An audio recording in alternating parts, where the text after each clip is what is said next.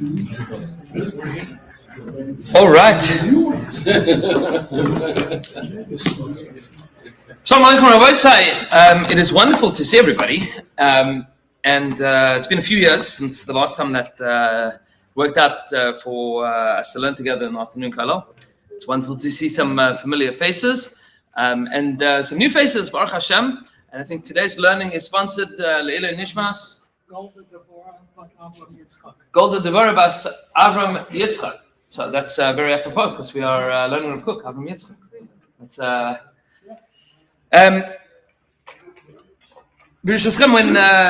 when Rav Simi asked me to finagle to figure out how to put all the schedules together, Baruch Hashem worked out. So he said to me, a couple of years ago, the last time that we had the opportunity to learn together was Shemitah. We were learning Rav Kook's introduction to Hilchos Shemitah, Sefer Shabbos Haaretz. And since then, I don't think anybody has given any shiurim on Rav Kook. That hasn't happened for the last few years, in the afternoon Kalal, or really in the space Medrash at all. So I think particularly apropos. And the area of Rav Kook that we're going to be learning this Zman is fascinatingly, transcendently, frustratingly relevant to everything that is going on in the world today. I don't need to belabor the fact that basically nothing that has happened in the last 2 years, certainly, probably the last 5 years, if somebody would have said to you 10 years ago that this was going to happen, you would have asked them what they are taking and where could you get some. Meaning none of this makes sense. None of what we have seen in the last few years makes any sense. At least none of us would have predicted it. And then the question arises, well, if we're living in a world that is so radically different from what we might have expected it to be, so then, well, how are we supposed to look at this world? Because everything is now a chiddush. Like, sometimes you have, l'mashal, you have a situation where parents, you have a young couple, they get married, they have children. They are first-time parents, so they look around at their friends and their neighbors and at their own parents, at their older siblings, and they try to figure out what it means to be a parent. Now, nobody knows entirely what it means to be a parent until they're a parent. That's something that is impossible to know. But you kind of have like normative expectations. And then every now and then you get thrown a curveball, and then you go, hold up a second, what's the rule book for this? I don't know what the new rules are of this situation. Nobody prepared me adequately and appropriately for this situation.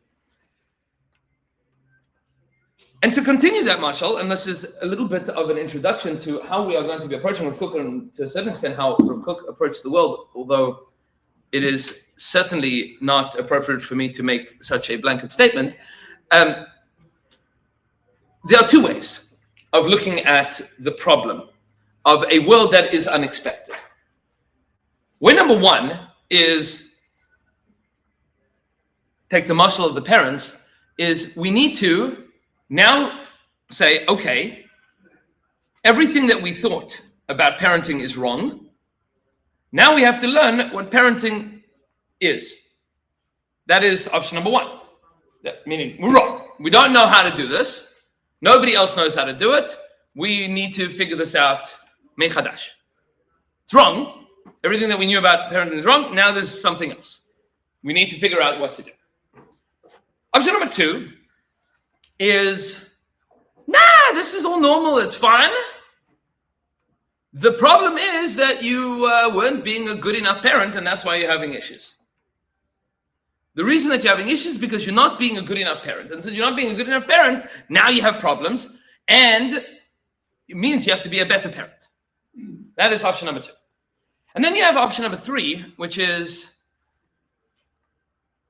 we didn't get it wrong, and we're not lacking in our effort. What we need to do is to reimagine what the ideal of parenting is for this child. And I'll explain that mashal in the world that Rav Kook lived in. Because there's a scary statistic that will color every conversation that we have about Rav Kook and his time period. We are talking about the late 1800s, early 1900s. And that is that in the world that Rav Kook was born, 80% of Jews in the world were Shomer Torah mitzvahs, and 20% were not. And in the world that Rav Kook died, 80% of Jews in the world were not Shomer Torah mitzvahs, and 20% were. So we are talking about a world that shifts from a traditional, observant, Torah-oriented society to a world that is exceedingly secular. Now, the truth is that this phenomenon is not simply a Jewish phenomenon. It is a Christian phenomenon as well in the same time period. Meaning Europe as a whole is becoming secular. And this doesn't nearly as significantly affect the Sephardi world. But Rav Kook really doesn't have, at least in his upbringing, doesn't have a tremendous amount to do with the Sephardic world. That develops later. But the world that he lives in is a European, Ashkenazi, Litvish, Hasidische Welt, with significant influences from Germany and significant influences from the Haskalah. That's the world that he's living in, that becomes radically secularized. And not just secular, but antithetical to religion. And Rav Kook is at this nexus of a world that is moving from religion to secularism, and is asking the question, how do we weather this storm? And that is the question that everybody's asking. Meaning, the leaders of the generation are now parents of a dor. There are three ways of looking at it. Option number one, everything that we knew about the survival of the Jewish people is wrong. It's not about Torah and mitzvahs anymore. Abandon that ship and find another way of anchoring yourself to the future. That's how you're going to survive. And that was overwhelmingly the perspective of secular Zionism. Yeah. That was overwhelmingly the perspective of secular Zionism, which is Torah is irrelevant. It's not going to get us where we need to go. The world around us is imploding. And the only way that we are going to survive is if we abandon the ship of Torah and mitzvahs and Yiddishkeit and etc. And our new religion is now centered around a national homeland for the Jewish people in order to be able to be an Am Chavshi Ba'artzenu. That was option number one that Europe as a whole was contending with. And then there's option number two, which is the reason that this is failing is not because we got it wrong. It is because we got it right, but we haven't been doing a good enough job of it. And that was the approach overwhelmingly of the anti-Zionist, politically European and religiously very right-wing across the spectrum in Europe. Meaning today what we would refer to as ultra-Orthodoxy or Haredim, though those terms 100 years ago made no sense, meaning they meant different things, and in our context wouldn't be the same thing by any stretch of the imagination. We'll discuss that a little bit later. But there was an approach of the reason that you're failing is because Judaism, by definition, the Torah as a whole, is designed for every generation, and it's the same model, which is Torah and more Torah and more Torah. And the more Torah that you learn, the more successful you will be. And today, Vilna 1890, there is an enormous Yetzirah called Zionism, and another Yetzirah called secularism, and another Yetzirah called enlightenment, and another Yetzirah called communism. And the avoda of a Jew is to fight those Yetzirahs and go back to the Beis Medrash. Zip it, sit down, open the Gemara, and nothing else. And that was option number two. And then you have something which is option number three, which is much more difficult than either of those two. And that is the world that Rav Kook is trying to occupy. And it is not a pshara, it's not a compromise. It would be inappropriate to refer to this as a compromise because it wasn't. Because what Rav Kook is effectively saying is, overwhelmingly, the world has changed. Aleph. Premise number one, the world has changed. Premise number two, the Torah is infinite. Premise number three, everything that happens in the world is b'hashgacha. HaKadosh Baruch Hu is engaged in this process. And point number four, that HaKadosh Baruch Hu, whenever the world changes, is prodding us along towards a better world and a better life for Klal Yisrael. And the question is how to navigate the storm, not how to weather it. Meaning, the point isn't to sit tight until the storm blows over, but to realize that this is not a storm that is going to end. This is a storm that is going to take us somewhere. And the question is, where are we going and how do we get there safely, healthy, with everything that HaKadosh Baruch Hu wants us to be able to come along with? And that's a very difficult premise to live with. Because what we are effectively saying is that in order to be able to navigate what is going on in the world, a world that all the rules have changed. Everything is now about to be very different. Every premise that we have been building as the premise of Jewish life, all of the functions and all of the offices and all of the administration and all of the systems that create Torah-oriented Jewish life in Europe, all of that is about to end. It is ending. It's ending around us. These things are disappearing. And there is no way of stemming that time. That you can't stop it. It's happening. It's happening whether you want it or you don't want it. It's happening whether you like it or you don't like it. But the Torah is nitzchi. Torah is eternity. And HaKadosh Baruch Hu is eternal and the Jewish people is eternal. And the question is, if this is all changing, what do we do? Where are we supposed to go? And the paradigmatic problem with this, of course, is that you don't have a picture of where that thing is that you're going to. How do you know where you're going to when you've never been there? Now, this is not a problem unique to Rav Kook, but it is unique within the last few hundred years. Because Lamashal, take stories that we know from Chumash, Avram Avinu, this is the story of Avram Avinu. Go to the land that I will show you. Where is it? What is it? Doesn't say. Because Baruch Hu says to Avram Avinu, start going. Start moving. That's what you're going to do. I give you Mahalich, now go.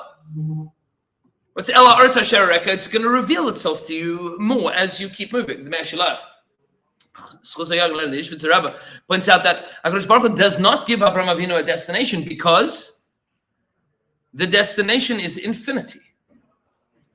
Meaning Ela Arz Asher Ereka means that I'm going to show you more at every step. There is always more. That you can't paint a picture of infinity. It's infinite. But what you can develop is a mahalach in that direction. So that's El Haaretz Asher Ereka. And that's true about Eretz Yisrael, but it's also true about the future of the Jewish people. And we will see by Rav Kook, those two ideas are, to a very significant extent, one and the same. Eretz Yisrael is the physical destination of the Jewish people, and the future is the physical destiny of the spiritual and physical destiny of the Jewish people. So these two ideas, the confluence between them is incredibly strong. But it is to that end that the Sefer that we are going to be learning, which is the very first Sefer that was really distributed, not necessarily published, but we'll talk about that in a moment. The first Sefer that was distributed by Rav Kook, by Mishpach, by son of Tzvi Yehuda, was the Sefer Orot. Now, it's not the first thing that Rav Kook wrote. Parentheses. He wrote his entire life. The very first books that we have of Rav Kook that he actually wrote was recently published. They found it and recently published. It's called Metzias Katan. These are his earliest writings. Now, Rav Kook, to a very significant extent, was the most exquisite failed writer. What I mean by that, most exquisite failed writer, is he wrote his entire life and finished nothing. meaning he started many enormous projects, none of which he completed ever. But he began things, and then those things developed beyond him. The primary corpus of his writing, however, was not a sefer. It was his own notes and diaries, personal spiritual diaries, which he wrote extensively, and notes, chidushim, that he wrote extemporaneously all the time. The very first notebook that we have is Metzias Katan. And then he has many, many things that he wrote a number of years ago.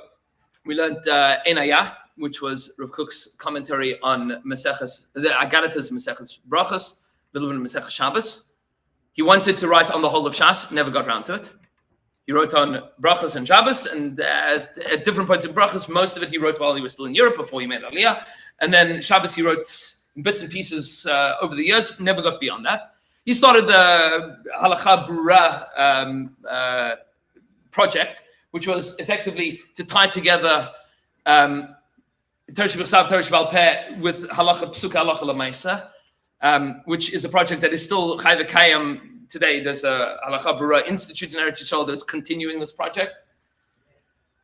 And the Sfarim that he wrote, Bigadol, and the institutions that he built, the ideas that he had were all bigger than one person could do and one time period could contain. And that is the definition to a large extent of the name of the Sefer that we are learning, which is Oris, lights. Those of you that have a little bit of familiarity with Kabbalistic terminology, and we're not going to speak too much in Kabbalah, will know that the idea of Oris is contrasted with, anybody familiar?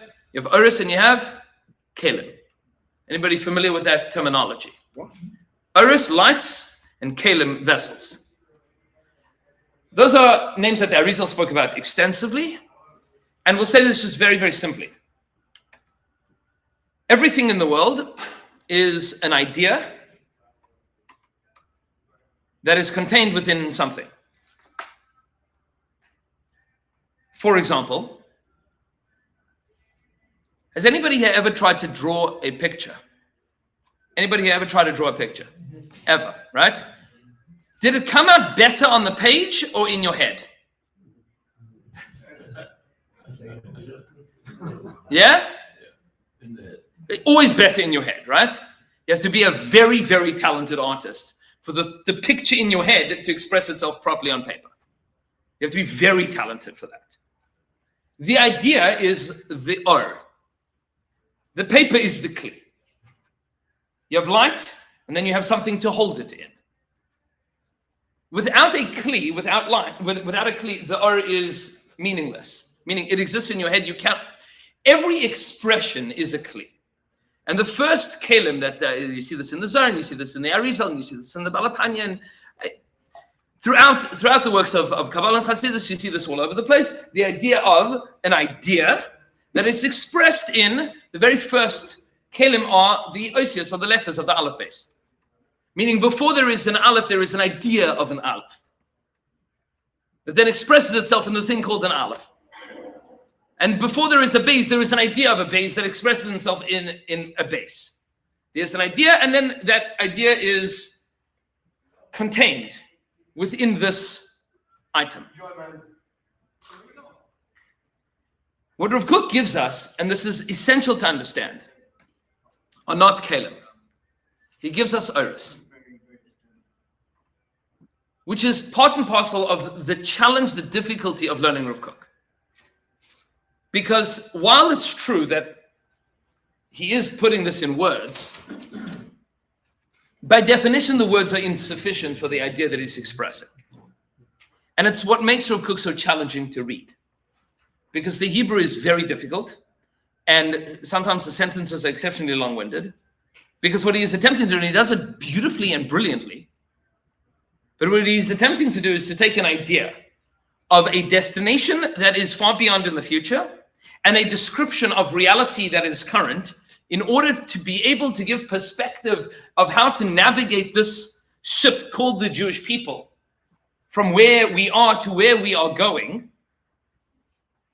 But all that you can do is present the idea. He's trying to paint a picture. In order for us to be able to have an orientation, for us to have our bearings, in order for us to have a direction, in order to be able to understand where we're supposed to be going, what we're supposed to be doing. So that's his attempt. So he's taking massive ideas that are culled from and put together from sources in Nevi'im extensively. The ideas of Yeshayahu, of Yirmiyahu, of Yechezkel, of Zechariah, of the Nevuos of the Achris Hayamim,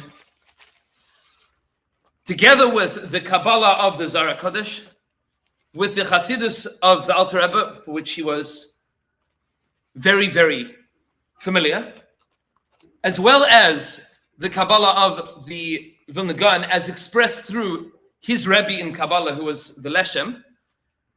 Those of you that aren't familiar, that is the grandfather of Rav Elyashiv. So he has all of these ideas, all of these worlds, as well as being heavily influenced by the Ramchal. And all of that is now being contained in, okay, with all of this perspective, of course, with Mishnayos and Gemaras and Toseftos and Braisos and Midrashim, Rabbit and Chuma, and all of the Agaritas and Shas, all filtering into, okay, what does this mean for Klal Yisrael now? He's trying to paint a picture. And that picture expresses itself as Oris, not so much as Caleb. Which means that it's a difficult book to read. It's a challenging book to read. But it's also a book that by its very nature is timeless.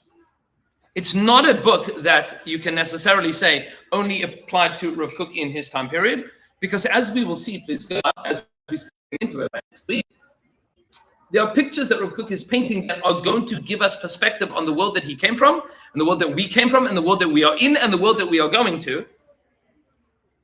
Because the time scale of a book like Oris is not really relevant to the here and now of that moment or any other moment.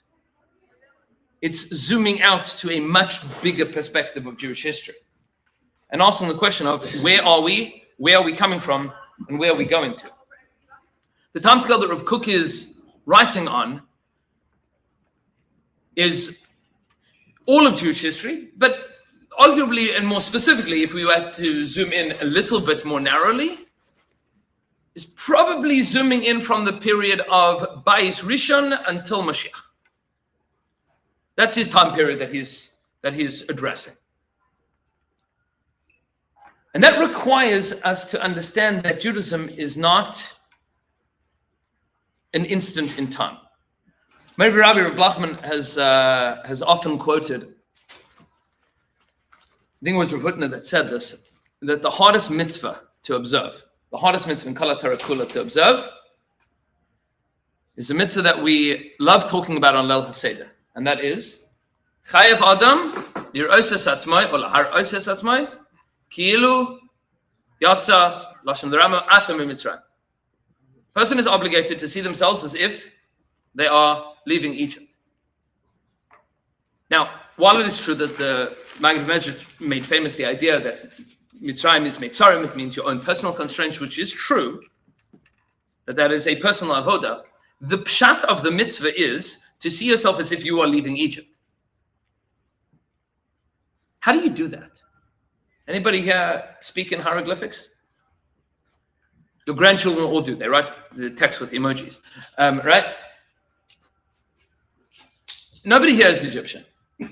Nobody here knows what it meant to live in Egypt. Nobody here knows what it means to be a slave in Egypt. So how do you view yourself as if you are leaving Egypt now? The only way to do so, said Rav Hutner, is to see yourself as part of a massive hulking entity called Klal Knesset Yisrael that is making its way through history, and you're part of that. Meaning that Leil HaSeder is not about you. It's about you, Mitzrayim, your own personal, yes. But Bigadol, Leil HaSeder is about you as you, the big you, Klal Knesset Yisrael, you. Or as the Navi Yeshaya describes, it's unique that we're learning Yeshaya on Monday nights at Be'er HaSwah, so that there's a phrase that Rav Kook speaks about a lot. He quotes this idea many, many times over. In Sefer Yeshayahu, the name for both the Shekhinah and for the Jewish people is Kadosh Yisrael, the transcendent, the elevated Yisrael. That's you of Leil HaSeder. That's you of Jewish history. Means that we see ourselves as continuing this. And that was a perspective that Rav Kook took. It was a perspective that he wasn't the only one that took, but he was probably the one that spoke about it the most. They asked this question to the Chafetz Chaim, 1917, which was really towards the very end of the Chafetz Chaim's life. They asked the Chafetz Chaim, is the Balfour Declaration Reishis Tzmichas Geula Sein? What? Is the Balfour Declaration Reishis Tzmichas Geula Sein? Is this the beginning of the Geula? And the Chafetz Chaim said, no. And they said to him, when will it be? And he said, it was when we came out of Mitzrayim. That's the beginning of Geula. What we are experiencing currently are steps along that process, but the beginning of Geula was Moshe Rabbeinu. Oh, that's a good question, and that's what we're going to have to learn. Or, not really how many, but how to view where we are in the process and how do we get to the next step. That's the question that we're going to be working on, is how do we get there? In order to understand how we get there, we need to understand what has happened to us, not historically, but what has happened to us emotionally, rationally, nationally.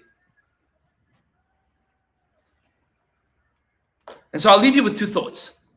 Thought number one is very practically, in the last 2 years, there is a copy of Rav Kook's Oris, which was published in English, translated by Rav Betzalel Naor. It is available at the current bookstore here. Highly recommended. He did a marvelous, magnificent job.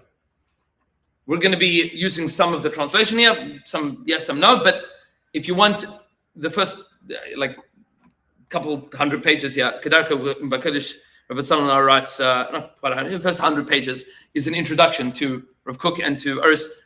Get a copy of the book, highly recommended.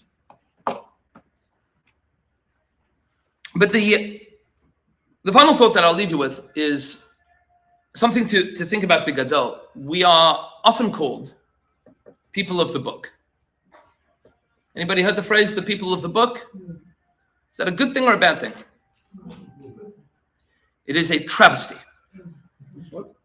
It's a travesty. It is a terrible thing. Who called us the people of the book? Muhammad. Muhammad was the first person to refer to the Jewish people as the people, or at least make the phrase popular. You know what it means that we're people of the book? It means that we're not people of the land. We're not a nation. We're just a religion. And the book that Rav Kook wrote, if I were to sum it up in one word, is describing the vision of how you go from being a religion to being a nation. That's his attempt. We're on our way there since Rav Kook's days, but we're not there. We're not entirely there. And we still have a while to go, at least not necessarily in time, but in consciousness. And that's going to be our attempt. Be'ez Hashem Yisbarach, I welcome you all aboard for the ride, and I will see you Be'ez Hashem Yisbarach next week. Have yourself a wonderful day. You say how to get from the being people of the book to being the nation. Yes. That's one question.